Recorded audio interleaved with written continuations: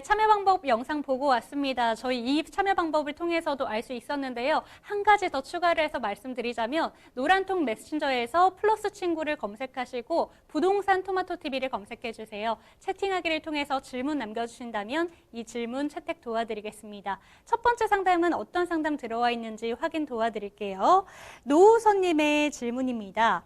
방화 동성 아파트 매도 및 사당 대림 1원 수서 1단지 DMC 자이 매수 문의 드립니다. 라고 질문 주셨습니다. 다양한 지역들을 보고 계신데 방화동의 아파트 일단 매도해도 되는지부터 한번 짚어볼까요? 네, 일단은 방화동의 동성 아파트면 아마 제가 보기에는 방화역 쪽에 있는 것 같아요. 이쪽 일대에 있는 것 같은데 동성 아파트는 한 700세대 정도 되는 규모 제가 기억을 하는데 방화역에서 상당히 입지는 상당히 괜찮습니다. 뒤에 공원도 있고 역도 상당히 가깝고 바로 옆에 마곡지구가 있고 뭐 강이 조망되는지까지는 제가 잘 모르겠지만 상당히 괜찮은 지역이라고 보여집니다. 그리고 지은 지가 한 25년 정도 된 아파트인 것 같고요. 근데 요거는 사실 이쪽 일대가 작년에 상당히 많이 올랐습니다. 제 기억으로는 이 아파트뿐만 아니고 다른 이 방화역 일대의 아파트들이 거의 한 3, 4억 하던 것들이 지금 6에서 7억 정도까지 많이 올라 있기 때문에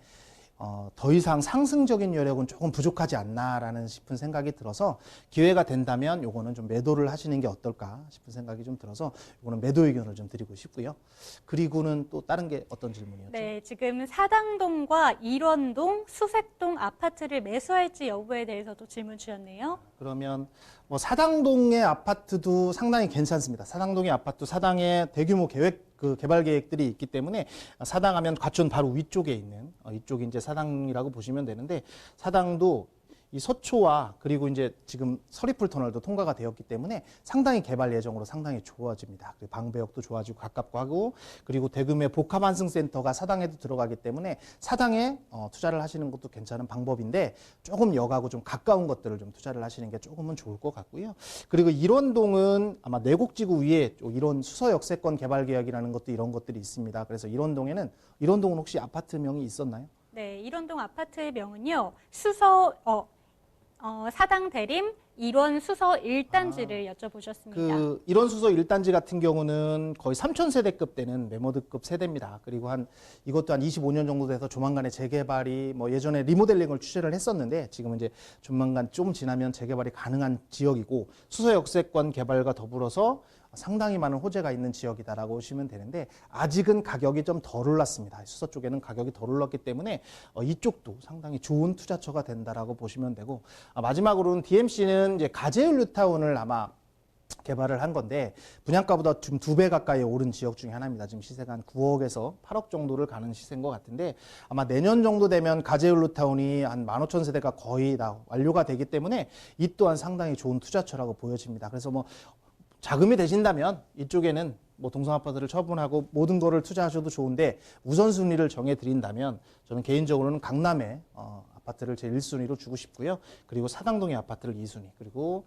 나머지 3순위는 서울 쪽에 상암 DMC 쪽을 투자를 하시는 게 어떨까 싶고 거주를 하신다고 하면 직장에 따라서 조금 달라지겠지만 거주는 DMC가 훨씬 더 거주 목적으로는 괜찮을 수도 있습니다. 그리고 사당동에도 괜찮을 수도 있고 그래서 투자를 생각하신다면 일원동에 거주를 생각하신다면 오히려 상암 쪽에 투자를 하시는 게 어떨까 싶어서 그렇게 결론을 내드리겠습니다.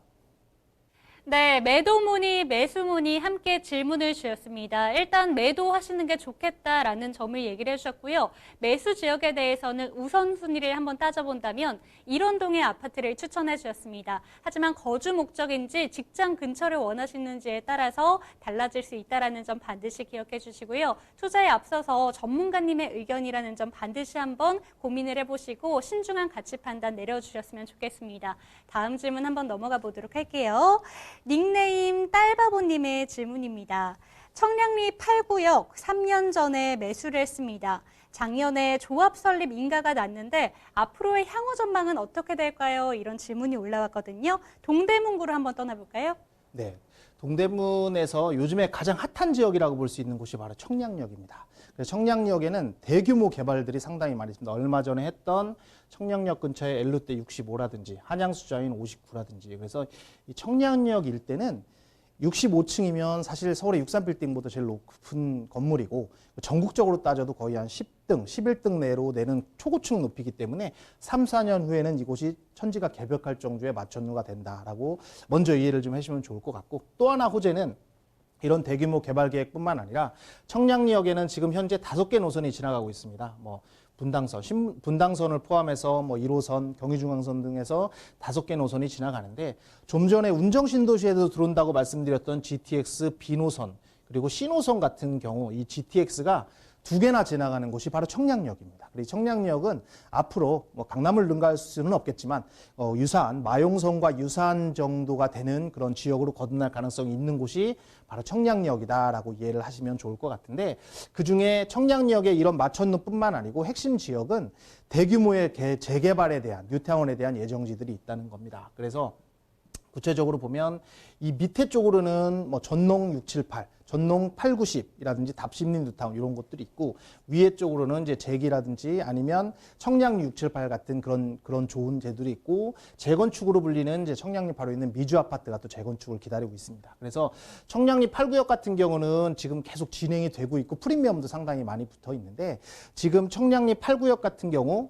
이 청량리역하고도 멀지 않은 지역입니다. 그래서 이 지역은 지금 지지난주에 발표한 그 홍능 개발 계획이 5천억 규모로 이제 그쪽도 개발을 하기 때문에 그 지역뿐만 아니라 그 지역에서 이루어지는 그런 효과들을 다 누릴 수 있는 지역이고, 워낙 낙후된 곳이 새롭게 기반시설과 모든 것들이 바뀌는 재개발 지역이기 때문에 이 지역은 향후로 상황이 상당히 좋다라고 해서 자금적인 것이 꼭 필요하셔서 매도를 하시는 게 아니라면 좀 길게 보유를 하시고 좀 이렇게 시세 차익을 많이 보시는 것도 괜찮을 것 같습니다.